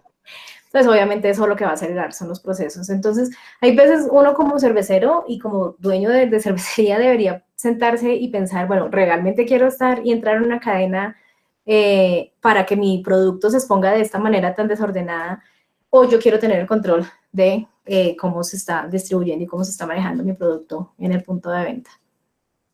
Totalmente. Ahora, vamos a hablar un poquito de estabilidad. Hemos tocado un par de puntos, pero me gustaría que profundizáramos un poquito ahí. Eh, cuando hablamos, por ejemplo, de estabilidad coloidal, ¿cómo podemos controlar un poco ese parámetro? Bueno, primero vamos a partir por definir qué es la estabilidad coloidal. Sí. Entonces, como nosotros partimos con todos nuestros ingredientes, específicamente lo que es malta y lúpulo, tienen estos compuestos que pueden ser compuestos proteicos que van a generar algún tipo de interacción dentro de la cerveza. Entonces, cuando nosotros cerramos la cerveza, todas estas proteínas que pudieron haber quedado en la cerveza están estables, están bien, digamos que están como lineales, de cierta manera. Cuando algo externo a la cerveza cambia las características de estas proteínas, simplemente las va a denaturar. Entonces, todos estos compuestos como que se tuercen y puede que se separen o puede que se unan con otros compuestos y al final lo que van a generar es una pequeña turbidez que se ve simplemente como halos dentro de la cerveza, como pequeños hilos, como una especie de nata desagradable. Si es muy, muy alto el defecto, se tiende a ver sobre el halo de la botella, en el cuello, algunas veces se ve como un pequeño halo ahí, y todo eso está relacionado con la estabilidad coloidal. Eso sería como una parte, pero también tenemos levadura, ¿no? Entonces, si tenemos todavía levadura dentro de la cerveza, lo que nosotros vamos a obtener también es que esa levadura no va a estar estable en el tiempo y si todavía está en la botella, me va a generar esta misma turbidez, ¿no? Entonces, al yo presentar alguno de estos dos defectos en la cerveza, lo que va a tener es un problema de estabilidad coloidal o estabilidad de la cerveza en el tiempo. Tiene que ver mucho con la tecnología que nosotros estamos utilizando en los procesos. Tiene que ver si estoy utilizando clarificantes en el momento de hacer remoción de truc frío, es decir, de remover todo el lúpulo. Tiene que ver con si estoy filtrando la cerveza. Desafortunadamente no es lo mismo darle un año de vida útil a una cerveza que no fue filtrada a una que fue filtrada. ¿Cuál es el sistema de filtración? ¿Estamos filtrando por tierras de tomates o estamos filtrando por sistemas de membranas? Se pasteriza o no se pasteriza la cerveza. Entonces, todo esto lo que hace es afectar esa estabilidad. Entonces, una parte importante donde uno puede revisar esa estabilidad coloidal es en el sistema de ebullición. Hay algunos clarificantes que están aprobados para ser utilizados en cervecería, todo lo que es el PVPP. Todos estos, se me olvidaron los nombres, el Irish Mode es el otro tipo de clarificante. ¿Qué es lo que hacen? Que remueven prematuramente las proteínas que están en el mosto y eso me va a asegurar una estabilidad coloidal en la cerveza terminada. Súper. Ahora, ¿tienes alguna medida de control para asegurar la estabilidad coloidal? Porque hablamos un poco de cómo podemos remover estas proteínas. Ahora, ¿hay alguna forma de controlar este proceso? Mira, más que controlarlo, yo creo que uno puede llegar a medirlo y predecirlo. Entonces, si mi cerveza va a ser estable por 3 meses, bueno, está bien, yo sé. ¿Y cómo puedo predecir eso? Entonces, pruebas sencillas que se pueden hacer es simplemente someter la cerveza a baños María o baño caliente. Simplemente se pone una botella, unas botellas y se dejan, se suben a alta temperatura, es decir, alrededor de unos 70 grados centígrados en un baño de agua a esta temperatura y después esa cerveza, dejándola bajar de temperatura, se va y se refrigera. Entonces, uno podría asumir que, digamos que ese cambio, teóricamente se dice que puede ser como alrededor de lo que puede dañar la cerveza por unos 3 meses, estando simplemente en estantería a condiciones muy de temperatura ambiente no muy alta, ¿no? Entonces, si yo puedo predecir que una vez yo realizo esta prueba, tengo un montón de proteínas y turbidez dentro de la botella, yo voy a decir, bueno, mi cerveza no va a soportar 3 meses. No va a soportar. Entonces, ¿qué es lo que hago? Simplemente prevengo ese problema y le pongo 2 meses de fecha de vencimiento. Si uno no está embotellando la cerveza, entonces lo que puedo hacer es comprar botellas de estas que son de cierre hermético, es decir, que sacan todo el contenido de oxígeno, simplemente es como las cervezas que vienen con esta tapa de la Gulch, que te sellan. Con la tapa de cerámica. Entonces, ese tipo de botellitas uno se puede comprar unas cuantas botellas de esas en la cervecería, las igual llenas estas botellas, las pones a temperatura. Si no quieres hacer el sistema en baño, digamos, baño María, uno los puede también poner en incubadora por un periodo de tiempo. Generalmente estas pruebas son pruebas rápidas, son pruebas que pueden ser como alrededor de 5 horas, poniendo la cerveza a esta alta temperatura, después bajando y después refrigerando y ver organoléptica, pues físicamente cómo está cambiando. Y también probándola para ver cómo cambia en la parte sensorial. Perfecto. Para estabilizar la espuma, ¿qué medidas se utilizan? Bueno, el tema de la espuma es un complejo que se va generando entre proteínas de la malta y polifenoles del lúpulo. Entonces, es muy importante cómo se está moviendo la cerveza, porque nosotros vamos a generar esa espuma sí o sí, ¿no? A veces perdemos la espuma de maneras que no insospechadas, como por ejemplo cuando estamos carbonatando la cerveza en un tanque de cerveza brillante, inyectamos mucho CO2 y toda la espuma queda pegada en el tanque, todo ese material proteico, todos esos polifenoles quedan pegados en el tanque. Entonces, cuando yo saco la cerveza, esa cerveza ya no va a ser tan estable en cuanto a la espuma, porque yo perdí polifenoles y proteínas solamente por carbonatar muy brusco en el tanque de carbonatación. Entonces, buscar estabilizar la espuma simplemente es trabajar con maltas que tengan alto contenido proteico y revisar las prácticas, digamos que a lo largo del proceso de producción para no perder, digamos que estos polifenoles y estas proteínas por solo malas prácticas. Ahora, que es un punto re importante, que es estabilidad microbiológica. ¿Qué medidas utilizas tú en este momento para evaluar esto? Bueno, para evaluar, digamos que evaluar sería nosotros tener laboratorio in situ en cervecería para poder simplemente tomar una muestra de cerveza, ponerla en esas placas Petri y ver si es que algo crece ahí, ¿no? Entonces, cuando estamos hablando de la estabilidad microbiológica, estamos hablando de cualquier microorganismo que pueda crecer dentro de la cerveza. Y ese microorganismo puede ser nuestra misma levadura. La que era nuestra mejor amiga en todo el proceso, en esta fase ya se vuelve nuestra enemiga, porque si tenemos todavía levadura en la cerveza, ella va a seguir metabolizando y, o simplemente se muere y queda ahí con todos, digamos que afectando todo lo que son los compuestos de la cerveza. ¿Qué es importante para la estabilidad microbiológica del producto? Salud. Es importante trabajar con buenas prácticas de manufactura en la cadena de producción, en la parte de envasado. Y si mi tecnología o la tecnología de mi proceso lo da, utilizar sistemas de filtración, de microfiltración. Perdón. Llegó el invierno. Y utilizar sistemas de microfiltración para, específicamente para lo que son cervezas envasadas, ¿no? Cervezas embotelladas, que son las que van a estar más sobreexpuestas. Entonces, para asegurar estabilidad microbiológica, importante evitar contaminaciones en lo que es el proceso. Y cuando hablamos de buenas prácticas de manufactura, también estamos cubriendo todo lo que son la limpieza en el proceso, ¿no? Entonces, limpieza de tanques, limpieza, desinfección de todos los sistemas de llenado de botellas, desinfección del mismo material con el que yo estoy, desinfección de las botellas. Entonces, así yo puedo asegurar que no va a tener ninguna contaminación y puedo garantizar que no vaya a haber algún tipo de microorganismo que esté ahí adentro de mi cerveza afectando, pues, lo que es la estabilidad microbiológica. Y ahí, por ejemplo, en el caso de las contaminaciones cruzadas, ¿cómo tú haces el análisis, por ejemplo, de que ya yo sé que implica laboratorio, pero también se puede externalizar en este caso, el análisis de superficie, el ver qué microorganismos están circulando en mi planta?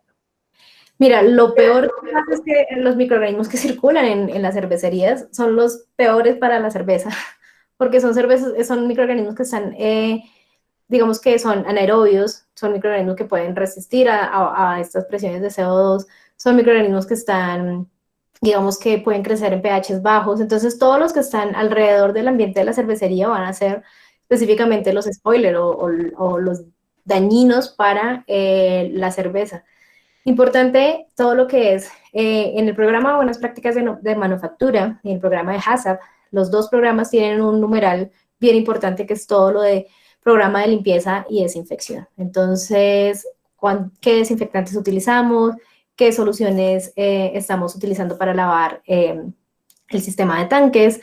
cuáles son las concentraciones que nosotros estamos utilizando para hacer toda la limpieza. Entonces, digamos que nosotros podemos detectar, pero como les digo, cuando hablamos de aseguramiento de calidad, siempre es mejor prevenir, siempre es mejor ir por más en temas de limpieza que esperar a que la cerveza esté contaminada para decir, porque en ese punto tú puedes mandar la cerveza o la botella a un laboratorio y te van a decir, sí, tienes acá un pediococcus y se llama así, así, así, y tienes Claro, 1.900.000. Entonces tú dices, bueno, lindo, pero ¿cómo manejo eso? Entonces, lo importante acá es no llegar a ese punto, no llegar a ahí. Hay unos test ahora que venden divinos en Estados Unidos que son como unas test de literal pruebas de embarazo que pones la muestra de cerveza, analizas y te pueden decir nombre, apellido de microorganismo. Y yo digo, esa inversión no es la inversión que yo quiero. Yo prefiero invertir en un buen sistema de CIP, de limpieza en desinfección en planta, que invertir en este sistema genético para yo detectar un problema al final del proceso. Es mejor prevenirlo y la prevención está dada pues por todos estos programas. Pues, obviamente el programa de limpieza y desinfección es súper importante para no llegar hasta ese punto. muy, muy bien. Bueno, acá las preguntas estaban enfocadas precisamente en lo contrario, en el tema no de prevención, sino de cómo responda a esto, porque aquí yo igual voy a hablar un poco por mi área, que es la microbiología, que en muchos casos el saber consistentemente cuál es el problema, también una vez que tú tienes todos estos programas más o menos armados y después tú tienes un problema, aquí ya hay que empezar a evaluar cuál es la causa para ver qué parte del eslabón del proceso, o sea, cuál eslabón del proceso es el que está fallando y por eso la prevención no está funcionando.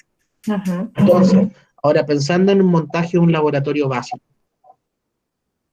y pensando en una cervecería no muy grande, ¿qué crees tú que es lo mínimo que requiere un laboratorio pequeño y cuáles son los exámenes básicos que nosotros deberíamos realizar? Mira, lo mínimo va a ser un microscopio y es una inversión que se realiza una vez y uno puede durar con el mismo microscopio 20 años y el equipo funciona desde que uno lo maneje bien. Placas de Petri las venden ahora ya desechable, o sea, uno no tiene que Sí. hacer, las vienen con los medios de cultivo. ¿Y qué microorganismos son los que va a buscar? Los microorganismos que crecen dentro de la cerveza son microorganismos anaerobios, es decir, que una vez yo pase la muestra a la tapita en la caja de Petri, ahí ya hay un ambiente de oxígeno y seguramente esos microorganismos que van a dañar la cerveza ya no van a crecer acá. Entonces voy a tener como un falso negativo.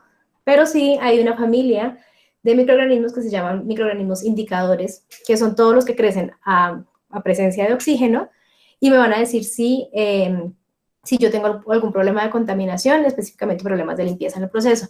Estos que son todo lo que son enterobacterias o coliformes. Entonces, venden la plaquita de Petri con McConkey, que es un medio Sí, para ver negativo. Entonces, puedes comprar unas pocas placas de esto, algunas pipetas. Obviamente, esas pipetas siempre utilizarlas de la manera más estéril. Uno puede comprarse de estas ollas a presión Instapop y las puedo utilizar como equipo para esterilizar Como un autoclave.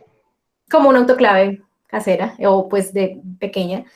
Eh, y así puedo garantizar pues que yo estoy tomando muestras estéril, de manera estéril para poder llevarme el microorganismo que está en la cerveza y no el microorganismo que yo estoy tomando por tener una pipeta que no está estéril. Y utilizar todos estos medios de cultivo que ya los venden listos, ya no hay que prepararlos. Es una plaquita de plástico, uno lo siembra 0.2 mililitros, deja esa muestra. Si uno no tiene sistema de incubadoras, son microorganismos que crecen a temperaturas ambientes, entonces simplemente ponerlos en un área fresca, digamos que sin mucha cambios de temperatura, uno podría tener como esto sería como lo mínimo que uno debería, digamos que revisar. Es importante revisar este tipo de microorganismos en lo que son superficies, en lo que son aguas con las que yo estoy limpiando, el agua que entra al proceso, y obviamente pues en la cerveza, ¿no? Entonces, y muy importante también la parte del mosto, que es donde nosotros tendemos a tener contaminaciones, pues porque ahí es donde están todos los azúcares muy disponibles y ahí sí que crece cualquier tipo de microorganismo. Y ahí, por ejemplo, tomando ese tema, estos microorganismos que están previamente en el grano, ya como lo son algunas arqueas, el tema del Clostridium, que puede ser también es uno de los microorganismos que son bien complicados. ¿Hay alguna forma de controlarlo? Porque, por ejemplo, el tema del Clostridium, yo lo he conversado con poca gente que dice que sí, que es un problema real, eh, pero la mayoría de los cerveceros no tiene idea de qué es lo que es un Clostridium, por ejemplo. Ujú. Y Mira, que sí, pasa mucho con todo lo que son los microorganismos que crecen en la cebada y en la malta específicamente, todo lo que son fusarium, todo lo que son estos tipos de hongos. ¿Qué es lo que pasa? Que seguramente ellos están ahí, se van a morir cuando yo empiece a macerar, se van a morir por el cambio de temperatura, por los pHs, pero el problema con este tipo de microorganismos son los metabolitos que ellos producen. Entonces, así como la levadura viene y se come el mosto y produce alcohol, esos microorganismos empiezan a comer fuentes de carbono y lo que van a producir son toxinas y esas toxinas son peligrosas para la salud, digamos, para nuestra salud. Y también, por ejemplo, en el caso de Fusarium, si están presentes en la malta y se van al proceso, maltas con mala calidad pueden tener presencia de Fusarium, son estos hongos rosados que crecen sobre el grano de malta. Y lo que generan ya no va a ser un problema de intoxicación a la persona, sino van a ser un problema de gushing en la cerveza. Entonces, cuando tú desarmas esta botella y tienes un sobre espumado, simplemente porque este compuesto lo produce el hongo y ese compuesto es termoestable, es decir, huyó el mosto, sigue ahí, pasamos a fermentación, el compuesto sigue ahí, terminamos la cerveza y el compuesto sigue ahí. Entonces, ahí es donde están la producción de este tipo de microorganismos o que vengan en nuestras materias primas. Básicamente son errores o son problemas que van a verse a lo largo, ya más en la parte de la inocuidad de nuestra cerveza y obviamente en lo que es la calidad de la cerveza terminada. Otra cosa importante también son los microorganismos que no son tan específicos o tan difíciles como Fusarium, como Clostridium, que esos uno les puede pedir a la maltería que aseguren y le certifiquen a uno que no tienen contaminaciones con estos tipos de microorganismos, pero hay otros tipos de microorganismos que vienen y contaminan el mosto, que simplemente están en el ambiente de la cervecería. Entonces, pueden ser los mismos coliformes, pueden ser todas estas bacterias que simplemente caen al mosto y si el mosto no está en proceso de ebullición y está en temperatura, digamos que ambiente o en una temperatura adecuada para estos microorganismos, ellos van a empezar a producir metabolitos. Seguramente cuando yo ebulla el mosto van a morir, pero el metabolito también va a quedar ahí. Entonces vamos a tener notas de repente contaminaciones con notas como grasa, manteca, todo lo que son notas lácticas, pueden ser por bacterias que contaminaron previos en la parte del proceso. Y yo digo, bueno, después mando mi cerveza al laboratorio y me dicen, no, ahí no tiene nada, la cerveza no está contaminada. Claro. Pero uno tiene notas de contaminación y es porque el microorganismo murió en alguna parte del proceso. Estupendo. Ahora hablemos un poco de la estabilidad organoléptica. Ya. ¿Qué estás haciendo en este momento? ¿Qué estás haciendo tú en Zipline con respecto a cómo se está midiendo el sabor? ¿Hay un panel sensorial? ¿Se está evaluando lo que hablábamos un poco de la estabilidad en góndola? ¿Se está midiendo más o menos cuál es la estabilidad organoléptica en el tiempo? ¿La consistencia de los batch? Mira, nosotros tenemos un panel sensorial, reunimos a lo mínimo 2 veces por semana y se hacen diferentes pruebas, ¿no? Entonces, la primera que es la de pasa no pasa, de proceso, cerveza que se está haciendo en el proceso. Entonces, simplemente son pruebas triangulares, donde nosotros ponemos 2 cervezas que ya son las que nosotros conocemos y una que es la que se está produciendo y las pongo a ciegas para los catadores. Entonces, ellos vienen y dicen, esto está ok, no hay diferencias significativas entre una y la otra, ese producto sale. Ahí nosotros simplemente estamos garantizando que la receta siempre sea la misma y la percepción organoléptica de lo que se está liberando a venta esté de acuerdo a nuestros estándares sensoriales. Segundo, tenemos lo que son paneles de cerveza de mercado. Entonces, este mismo panel sensorial con el que nosotros trabajamos, somos 7 personas donde están los 3 maestros cerveceros, los 3, digamos que gerentes de la cervecería, y personas de ventas que están certificadas Cicerón. Nos sentamos todos y revisamos también catas ciegas, enfrentados con recetas que tenemos de casa, y ponemos cerveza del mercado en el panel sensorial. Entonces, cuando detectamos anomalías en este panel sensorial, lo que nosotros hacemos es ir a revisar qué es lo que está pasando. algo lo que hemos encontrado mucho es la reacción del oxígeno que queda en la botella con la consecuencia de tener menor estabilidad, específicamente en las cervezas que son más lupuladas. Ahí es donde vamos a encontrar más cambios, por lo que nosotros definitivamente pusimos solamente 3 meses de fecha de vencimiento en las cervezas muy lupuladas. Y les estoy hablando que es la gran mayoría de las recetas, porque los americanos aman las cervezas lupuladas. Entonces, con estos paneles detectamos que teníamos que bajar en la especificación de partes por millón de oxígeno en la cerveza terminada. Entonces ahí nosotros estamos midiendo y trabajando con alrededor de 80 partes por millón en producto terminado, en botella, y bajamos la especificación para cervezas IPA y todo lo que tuvieran alto contenido de lúpulo a 50 partes por millón, por billón.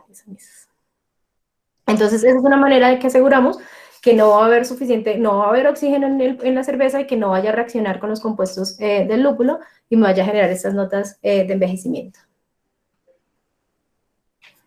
Ya, súper. No, pero qué importante el tema de las fechas, ¿eh? Porque mucha gente, claro, dice, no, mi cerveza, acá por ejemplo en Chile se hace mucho el tema de que, no, un año de duración, porque se obliga a dar una fecha, entre comillas, de vencimiento, pero no es solo una fecha de vencimiento, sino que es una fecha de servicio óptimo. Y ese es un punto que hay que tener muy presente y siempre, siempre ahí firme. Ahora, esta suena como una pregunta casi que fue contestada previamente. ¿Qué tan importante es el análisis sensorial dentro de todo este proceso?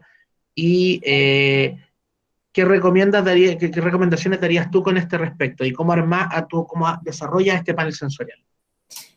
¿Qué tan importante es? Ya, era como hacer énfasis en eso.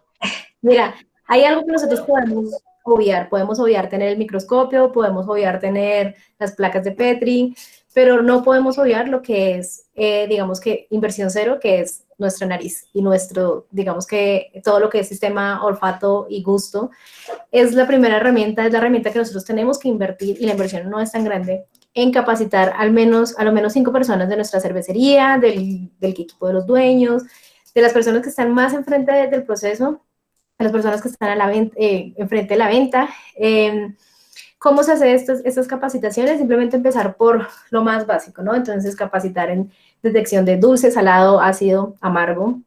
Y estos kits se pueden preparar digamos que en casa, simplemente utilizando concentraciones de glucosa, concentraciones de algún tipo de ácido, digamos que de limón o vinagre. Bueno, empezamos a hacer una capacitación muy, muy, muy básica para que las personas que vayan a ser partes de ese panel empiecen a hacer este tipo de detecciones. Después ya se pasa uno a unas capacitaciones un poco más rigurosas, que es venir a capacitarse en los perfiles de las cervezas que nosotros tenemos en casa. Entonces, si tenemos 10 estilos de cerveza, vamos a capacitarnos todos en la detección y digamos que armar como esta estrella o esta araña, telaraña sensorial de nuestras cervezas. ¿Qué es lo que pasa? Que cuando nos sentamos los dos y percibimos la misma cerveza, de repente tú la sientes, no sé, uno le da escala de 1 a 5 o de 1 a 10 y tú le dices 5 de amargo y para mí es, uy, no, esto es 2. En ese momento yo detecto quién tiene más capacidad de detectar notas dulces, quién es más, le gusta más las notas amargas y de repente por lo mismo, pues no las va a marcar tan altas. Y ahí tú ya vas como definiendo un perfil de las personas que están probando la cerveza. Y ya una vez uno está capacitado en lo que es cerveza de su casa, empezamos a jugar todo lo que son cervezas comerciales, ¿no? Entonces irnos al supermercado y comprar una cerveza que sea de una receta parecida a la nuestra, empezar a hacer comparaciones, empezar a hacer catas a ciegas, entonces se ponen muestras donde las personas no saben qué están probando y simplemente van a calificar estas cervezas.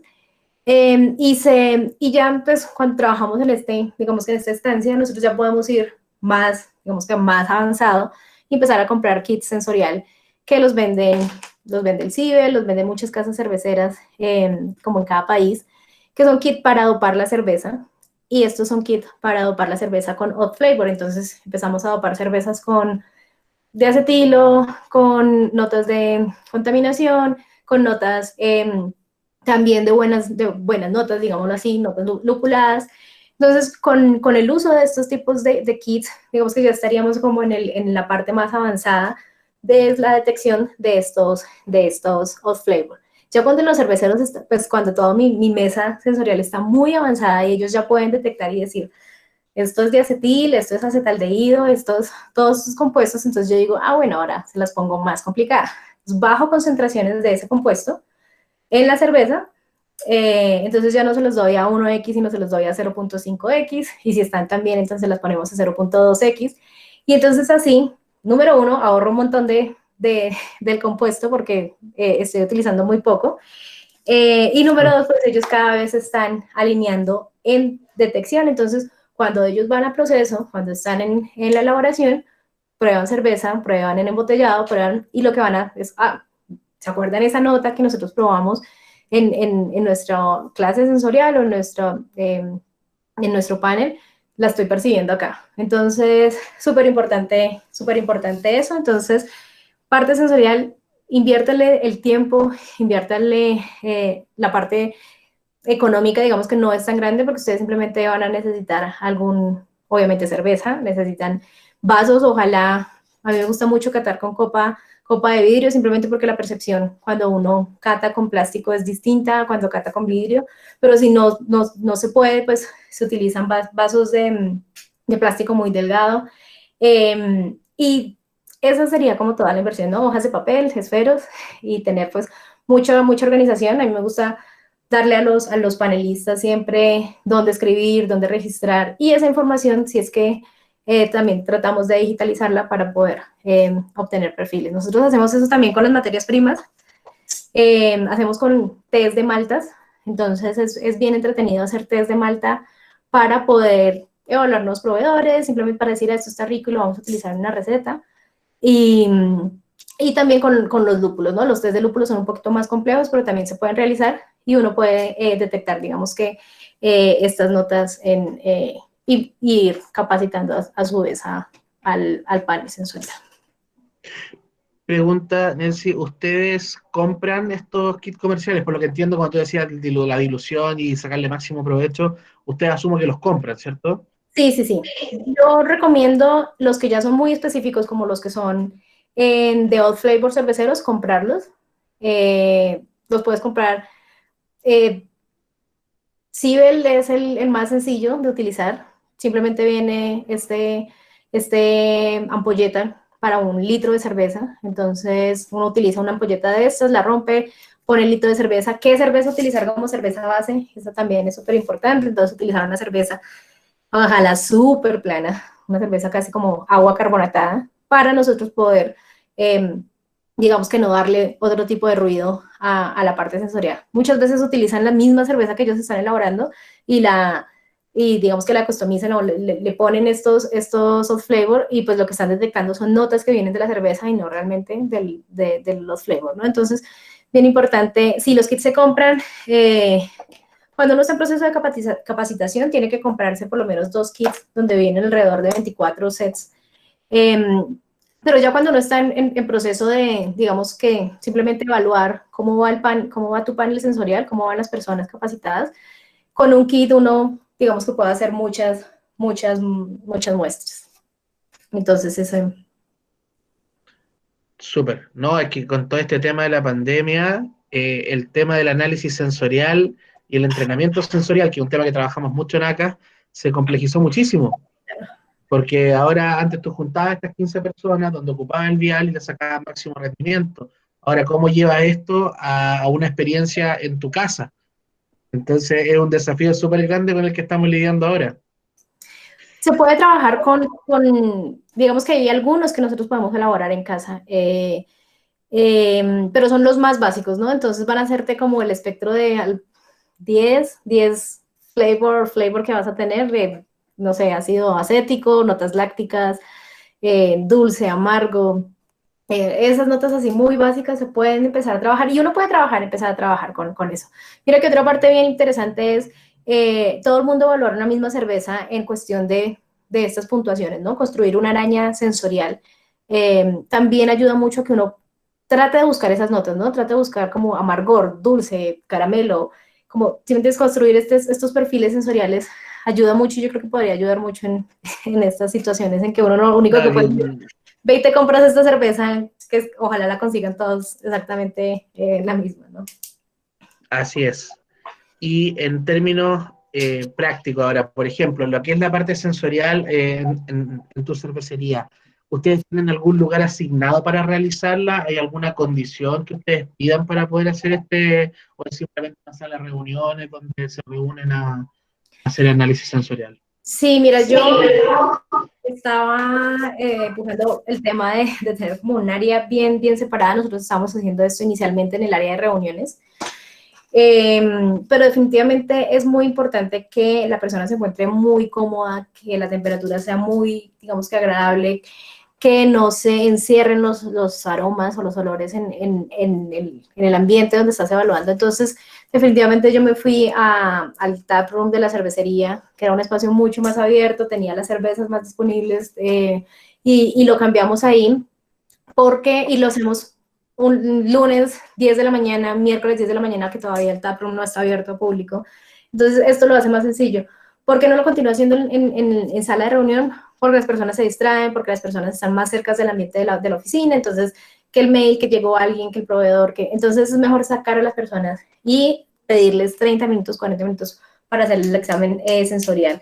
Ideal si uno pudiera tener una sala separada totalmente para poder hacer esto, pero en el punto, digamos que funciona muy bien para nosotros ahí en el taproom o en el punto de venta.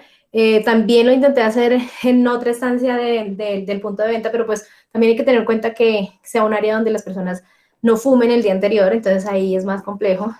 Cuando se hacen en los bares, por ejemplo. Ahora hay mucha regulación que ya no está permitido fumar en sitios cerrados, entonces eso ya no afecta tanto digamos que el ambiente del panel. Entonces, yo recomiendo simplemente iniciar, arrancar y hacerlo, si uno lo puede hacer en el bar, en la cervecería, simplemente buscar un lugar y un espacio que esté bien ventilado y que no hayan muchas interrupciones para poder hacer el proceso sensorial. Buenísimo. Ahora, en el caso, por ejemplo, tú tienes una cervecería muy pequeña, ya donde hay, no sé, 3 personas trabajando, con suerte. Eh, ¿Tú recomendarías, por ejemplo, externalizar el servicio, por así decirlo, de análisis sensorial? O sea, que tuvieras un panel externo que hiciera esta revisión de tu producto, ¿o tú consideras que tiene que ser algo intrínsecamente interno y ser parte de la compañía? Mira, yo creo que tú hay como dos paneles sensoriales, ¿no? Entonces tendrías como tu panel interno con estas 3 personas, donde estas 3 personas se capacitan y entre la medida que pueden van, digamos que capacitando, aprendiendo. Importante lo de hacer un análisis externo, siempre y cuando obviamente sean externos cerveceros, obviamente que sepan de lo que están hablando. No, no, gente entrenada, pensando en eso. Eh, yo lo veo muy positivo de esa manera porque te ayuda a dar como una percepción externa y te ayuda a dar como, digamos que seguramente esas personas se van a reunir en una sala que esté adecuada para eso, van a tener todo el tiempo para esto. Entonces, yo sí lo recomendaría, pero lo que sí es súper importante es que esas 3 personas de tu pequeña cervecería no se desliguen del tema sensorial. Es decir, que si ellos pueden ir un día a capacitarse con el panel que han tercerizado, estaría perfecto. Siempre como que haya mucha comunicación entre las personas que están en el proceso y las personas del panel para poder como ser muy estándar. Buenísimo. No, el complementario me parece súper bien, como dices tú, porque te permite la revisión interna rápida y el otro análisis te sirve como para ir cruzando datos, que siempre es bueno. Ahora, volviendo un poco al tema estadístico, ahora ya que hablamos de la información, hablamos de las medidas de control, hablamos de la estabilidad, ahora, por ejemplo, ¿qué herramientas utilizas tú para ir analizando los datos? ¿Estás ingresando estadígrafo simple o estás ocupando algún tipo de programa que te ayude a No, eso? mira, al nivel, nosotros estamos utilizando como herramienta completa, o sea, yéndose uno a las herramientas estadísticas del Excel. No hay que, digamos que en un punto de querer utilizar como un programa estadístico más específico, uno lo puede hacer, pero la idea es que sea muy vivible, que si yo me voy hoy y el software, la licencia del software me la lleve, no se pierda lo que se está haciendo, ¿no? Entonces, cuando uno trabaja con Excel, que todos los computadores tienen Excel, que todo el mundo tiene acceso a un Excel, es mucho más fácil compartir información, es mucho más fácil que otras personas puedan utilizar las mismas fórmulas, entonces lo hace como más sencillo. Obviamente uno se puede ir como a herramientas a software más, digamos que específicos para estadística, pero uno con Excel y buen manejo del Excel lo puede realizar. Ya, y ahora habíamos hablado del tema de la consistencia en las recetas, pero ¿qué pasa cuando estás partiendo con una receta nueva? Estás experimentando. ¿Cómo tú evalúas si el parámetro es correcto o no es correcto? ¿Ahí aplicas teoría solamente? ¿Buscas alguna alternativa? Mira, ahí lo primero es, cuando se diseña la receta, diseñar qué es lo que se está esperando en la receta, ¿no? Entonces, queremos tener notas cítricas de los lúpulos, con notas caramelos que vienen de las maltas, pero con un crispy que puede venir también de la combinación de los lúpulos. Entonces, si tú defines qué es esa cerveza que quieres hacer y cumpliste todos los parámetros y tú cumpliste todo lo que te estableciste como objetivo, pero después vas y te tomas la cerveza y la cerveza es supremamente, no sé, las notas son más pináceo, más afloradas, entonces dices como, esto no es la cerveza que yo estaba diseñando. Ahí es importante el panel, se sienta todo el panel y dice, esta cerveza es lo que nosotros diseñamos, de repente puede ser una buena cerveza, pero simplemente no cumple ese parámetro. Entonces, ahí es muy importante que el panel conozca cómo se diseñó esa cerveza. Hay muchas que son muy sencillas, simplemente porque son estilos de cerveza conocidos, ¿no? Entonces, dijimos, vamos a hacer una Hefeweizen, y pues tú ya tienes una Hefeweizen en tu mente, que es la que venden comercialmente, y vienes y la haces, y de repente, sí, está rica, pero no tiene nada que ver con lo que estamos buscando. Entonces, tener muy en cuenta cuál es el perfil de la cerveza que uno está diseñando es bien importante. Entonces, para el sensorial ahí es lo más sencillo y por lo mismo también conocer el estilo de cerveza que uno está haciendo, ¿no? Entonces, irse un poquitico a la bibliografía, irse un poquitico a lo que las otras cervecerías están haciendo con estilos de cerveza similares para uno decir, no, definitivamente esto no es lo que nosotros estamos buscando. No le estamos dando en absoluto al clavo. Y pasa. Entonces, a veces es muy bueno, cambiémosle el nombre y digamos que ya no va a ser una Hefeweizen, sino una cerveza ligera de trigo. Claro, y muchas veces si no cae ningún estilo, pero puede estar igualmente deliciosa, es Claro, decir, esto va a ser una cerveza más genérica y se le pone, y se busca un lindo nombre comercial que pegue bastante bien y se acabó. ya, sí, así. Ahora vamos a ir a las preguntas que nos llegaron desde el chat un poco y desde el público. Okay. Eh, ahora, aquí preguntan, ¿cómo aporta y cuáles son los beneficios del uso de extracto de lúpulo en reemplazo del pellet en términos de calidad? Mira, en términos de calidad, los extractos van a ser más costosos, pero también por su nombre está todo lo que yo realmente quiero en el lúpulo, ¿no? Entonces, no tengo nada de material vegetal, solamente va a tener las partes amargas y los ácidos esenciales que yo estoy buscando en el lúpulo. Entonces, va a ser mucho más, digamos que específico, va a estar todo concentrado ahí y yo no voy a tener ningún, digamos que material adicional. Entonces, en términos de calidad, es mucho más óptimo si uno pudiera trabajar con extractos de lúpulo. ¿Qué es lo que pasa? Pues que al ser más costosos y ya cuando uno empieza a darle números, pues de repente se hace un poco menos asequible y el lúpulo, pues en pellet, viene a ser como la opción económica más segura. Pero en términos de calidad, los extractos de lúpulo son muy buenos. Perfecto, aparte que la estabilidad coloidal mejora bastante ahí por el mismo tema de que hay menos material verde que viene del mismo pellet. Uh-huh. Sí, al final ahí lo que estás es removiendo pues basura literal del proceso. Exactamente. Ahora, cuando tú hablas del tema del alcohol, que de esta desviación estándar entre el alcohol esperado y el alcohol obtenido, aquí preguntan, ¿qué se hace cuando una cerveza no cumple con el grado alcohólico declarado o establecido? Bueno, ahí les cuento como les mencioné, en nuestro caso nosotros simplemente hicimos un ajuste de etiqueta porque por más ajustes que quisiéramos hacer, no queríamos cambiar el perfil de la cerveza. Entonces, importante, digamos que en términos legales, creo que si vienen y te auditan y tú estás diciendo que estás produciendo 7 grados de alcohol, pero en realidad estás produciendo 4, ahí te puedes, pues obviamente en términos legales te puedes llevar una demanda porque estás declarando algo que no estás cumpliendo. Claro. Ya cuando las diferencias son diferencias chicas, es decir, un grado alcohólico 1.5, pues uno lo que busca es hacer un ajuste de la receta, ¿no? Entonces, devolverse la receta, si es más, pues reducir cantidad de maltas base, que son las que producen las que generan el extracto, y pues si es menos, ponerle más malta base para poder llegar a ajustar. Pero si esos ajustes cambian lo que es el perfil sensorial, digamos que uno prefiere como arriesgar que quiero cumplir un grado alcohólico o definitivamente me gusta esta cerveza, simplemente hago el ajuste en la etiqueta. Perfecto. Otra de las preguntas acá.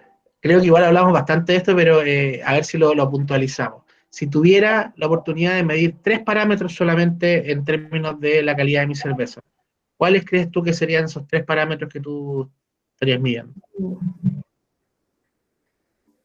Yo diría extracto, sí o sí, en todas las fases del proceso, medir extracto, grados plato o gravedad, me va a dar muchísimas herramientas, entonces extractos es algo que vamos a medir siempre.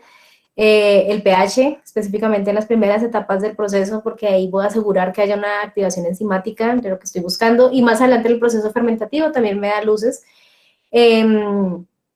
Y yo diría que un parámetro que uno cree que no es un parámetro de control de calidad, pero la temperatura es algo que uno siempre tiene que estar controlando, ¿no? Entonces, lo mismo para maduración, llegar a las temperaturas óptimas, para la cocción, llegar a la temperatura de ebullición deseada, en el proceso fermentativo, llegar a la temperatura de fermentación que la levadura, si es lager, si es ale, está requiriendo, y ya cuando estoy madurando, obviamente buscar temperaturas bajo cero o sobre cero, me refiero como temperaturas de refrigeración. Entonces, yo creo que esos 3 parámetros son súper económicos y serían como lo mínimo por determinar.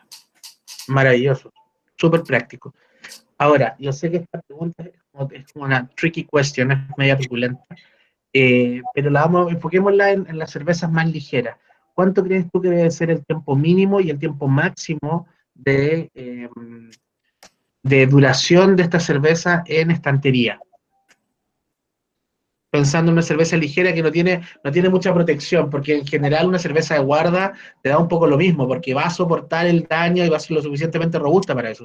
Pero una cerveza ligera, una cerveza lupulada, que tiene esta corta vida o esta poca estabilidad, ¿cuánto crees tú? Mira, yo creo que una lupulada estaría bien con de 3 a 4 meses, con vida útil. Y una cerveza ya, otro tipo que no sea lupulada, digamos una ale, una cerveza de trigo, 6 meses sería, si uno está asegurando que un proceso está muy estándar, que no estamos poniendo oxígeno en el proceso de embotellado, eso sería digamos que uno podría como estandarizar. Ya, y esto considerando góndola, temperatura promedio ambiente o refrigeración. No, eso sería considerando como góndola la temperatura ambiente. La refrigeración Ya. protege un montón. La refrigeración te puede, no sé, ahí nosotros podríamos botarnos a decir 9 meses para una cerveza normal, pero como sabemos que la refrigeración no es algo que siempre va de la mano con el almacenamiento de la cerveza, desgraciadamente, yo creo que 6 meses es ya como el tope máximo. Perfecto. Ya, esta pregunta es un poco directa e incisiva. Pregunta, aquí uno de los asistentes, ¿cómo andan los niveles de micotoxina en las maltas de Maltexco? Mira, nosotros, yo te voy a la camiseta. Súper camiseta. Ellos, Maltexco trabaja con, primero hay varias normatividades, ¿no? Entonces está el SAC en Chile, y solamente por esas normatividades internas del país, los niveles de micotoxinas en todo lo que tenga que ver con insumos para la producción de alimentos tienen que estar en unos estándares, digamos que mínimos para, pues obviamente, evitar cualquier tipo de afectación al consumidor. Adicional a ese estándar que tiene como la legislación del país, Maltexco está trabajando con una de las cervecerías más grandes, la más grande del mundo, que es AB InBev, el grupo AB InBev. Ellos son los dueños de cervecería Chile en Chile, cervecería Bavaria acá en Colombia, bueno, todas las grandes cervecerías en el mundo. Y ellos tienen un estándar de micotoxina súper bajo, precisamente porque ellos exportan a diferentes países, ¿no? Entonces, como cada país tiene diferentes, digamos que regulaciones, lo que buscan ellos es irse por la más baja que cubra todas las mínimas de los países, ¿no? Entonces, y generalmente todas las malterías les van a ofrecer a ustedes niveles de micotoxinas muy bajos porque la industria maltera ya evolucionó a un punto en que ya el cervecero puede evitar tener esos tipos de controles porque la maltería está cubriendo como esos parámetros, ¿no? Entonces, es muy diferente hablar de estos términos ahora que las regulaciones a nivel mundial han puesto, digamos que limitaciones y parámetros para esto, que revisarlo hace 20 o 30 años, cuando nos hablaba de micotoxinas o de alérgenos en los productos alimenticios, ¿no? Entonces, todo ha ido migrando y ustedes pueden estar muy seguros que los niveles de micotoxinas son súper bajos. Si ustedes lo requieren, pueden simplemente contactarse con su distribuidor y ellos se contactan con la maltería y les van a dar el certificado de esas micotoxinas. Maravilloso. Y ahora creo que está la última pregunta, creo que no tengo nada más acá en el tintero, es ¿qué parámetros de agua estás midiendo usualmente y qué test utilizas para hacerlo? Parámetros de agua, uno debería medir, digamos que parámetros diarios y parámetros como globales, ¿no? Entonces, en estos parámetros globales lo que vamos a medir son niveles de sales en las aguas y pues obviamente todos estos sistemas son bien complejos. Nosotros no vamos a tener un laboratorio solamente para hacer medición de análisis en agua, entonces lo más fácil es tercerizar ese análisis. Yo recomiendo, según la producción, al menos hacer un análisis de aguas y también dependiendo de la zona, ¿no? Al menos unas 2 o 3 veces al año, realizar análisis tercerizado, lo que son sales, pH, conductividad, todo esto para nosotros definir que el agua, cómo viene en el proceso. Como yo voy a tener una filtración en mi cervecería, idealmente uno siempre tiene un filtro de carbón o un sistema de microfiltros. Entonces, al agua que yo voy a utilizar en la cervecería, le debería medir diariamente al menos pH y cloro, para yo garantizar que tengo un pH, obviamente, que va a estar acorde a lo que yo necesito, o sea, no es muy ácido, no es muy básico.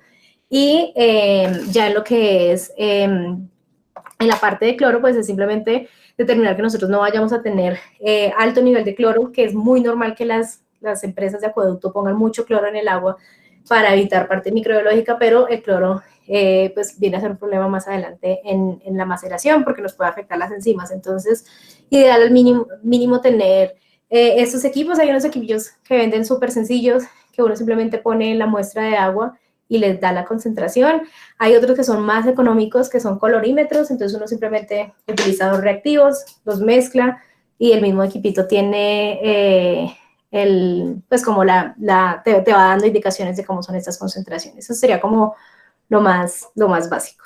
Pero sí tercerizar el análisis y realizarlo al menos unas 3 veces al año. Y por lo menos acá en Chile, las universidades por lo general ofrecen ese servicio y a un precio súper razonable, entonces poder controlarlo, como dices tú, unas 3 veces al año es súper bueno. Y ahora sí la última, porque me lo acaban de agregar, es, ahora como una recomendación tuya, ¿cada cuánto uno debería capacitarse sensorialmente? Todos los días. Mira, la capacitación sensorial va muy dada en no solamente el tema de Out Flavor. Uno, como les digo, uno puede construir capacitación y nivel sensorial simplemente evaluando, utilizando más la nariz que el gusto, para poder determinar compuestos. La capacitación sensorial, tal como se las describí, uno debería hacer refuerzo al menos cada 6 meses para poder decir, bueno, de verdad, como que estoy detectando este tipo de flavor. Entonces, como les digo, ustedes pueden arrancar simplemente con una base algo muy básico, sabores y aromas muy básicos, y después irse subiendo a lo que ya son todos los temas de off flavor. Y off flavor, si los están manejando semanalmente, hacer una recapacitación cada 6 meses está adecuada. Maravilloso. Me parece súper bien. O sea, yo tengo la suerte de hacer clases del tema, entonces por lo menos hago 4 capacitaciones o 5 capacitaciones al año. Sí. Entonces, ha sido, y cuando yo lo recomiendo, me quedan mirando porque dicen, claro, me están vendiendo el servicio. No, no es por eso, porque realmente es súper importante, por lo menos un par de veces al año, estar refrescando los descriptores, en especial o flavor que no son de tan frecuentes, tan fáciles de encontrar, porque acetaldehído, diacetil son bastante comunes, por así decirlo, pero hay otros descriptores que no aparecen tanto, entonces igual es bueno estarlo refrescando cada cierto tiempo. Claro, y hay una parte, como comentaba, así nosotros no tengamos laboratorio, microscopio, bueno, todos estos equipos, si hay algo que siempre vamos a contar y pues es la parte organoléptica, entonces nosotros siempre podemos ir y probar el proceso y siempre esa va a ser nuestra herramienta número uno para detectar errores o problemas en el proceso, entonces es súper importante no solamente hacer capacitaciones para lo que es la parte de producto terminado, sino también para aprender a detectar problemas en lo que son las diferentes etapas de la elaboración. Total y absolutamente. Bueno, nosotros siempre terminamos con una pregunta un poquito fuera de foco, que nos saca un poco de nuestro ámbito, y me dicen por interno aquí en la muela de que a ti te gusta mucho la música. Entonces nos gustaría saber qué te gusta y si tú nos recomiendas algún grupo colombiano de tu preferencia. Eh, Pusiste difícil. Sí, yo soy bastante musical, pero también depende del ánimo con el que esté. Entonces, de Colombia siempre va a recomendar a Carlos Vives. Hay mucha gente que no le gusta, pero a mí me trae a mi tierra. Entonces me parece agradable. Es un sonido bien tropical, entonces es bien entretenido. La salsa es bien entretenida. Pero yo soy más así como rockcito tranquilito. Entonces, pero Pero suelta un nombre por ahí, suelta un nombre, no, como te algún digo, grupo. Carlos Vives colombiano, esa es una buena recomendación. Ya, dejémoslo entonces. Bueno, no me queda otra que agradecerte muchísimo, Nelcy, por tu tiempo. Creo que ha sido una genial. Muchos de los datos que entregaste, hay cosas que nunca no se me habían ocurrido. Por ejemplo, lo que hablabas del tema de la estabilidad de la espuma y el exceso de CO2, que perdemos un poco de proteína ahí. No se me hubiera ocurrido. De verdad que no está en mi registro y fue un gusto tremendo el simplificar un poco este asunto pensando en que en muchas cervecerías pequeñas los mismos cerveceros se estresan pensando que si quieren hacer calidad, tienen que hacer un laboratorio y tienen que tener un montón de cosas, y siendo que pueden partir con algo mucho más pequeño y que ya va a empezar a establecer un parámetro de calidad dentro de su cerveza. Y eso creo que el remarcarlo y el como aclararlo en forma tan gráfica como lo hiciste es súper potente. Así que felices de tenerte aquí, esperamos verte pronto en Santiago, ojalá que no sea tan larga la espera de tenerte acá y muchas gracias. Gracias, Víctor. Gracias, Fabián.